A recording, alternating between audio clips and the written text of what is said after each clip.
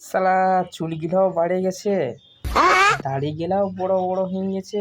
এদিকে कौन है ये लोग? কুটুম ঘরেও যেতে হবে। শালা চুল কাটতে গেলে 50 টাকা হবে নাই, 100 টাকা লাগবে।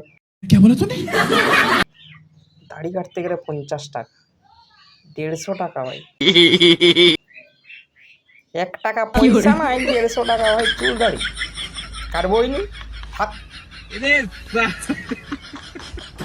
এরকমই থাক, এরকমই ঘুরবো, কে আছে কি? এরকমই যাবো কুটুম ঘর, क्या बोला तूने? এরকমই এরকমই যাবো কুটুম ঘর।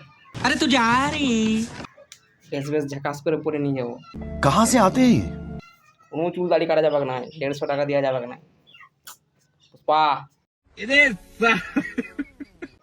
চলো গাইস কুটুম ঘরে দেখা বাক।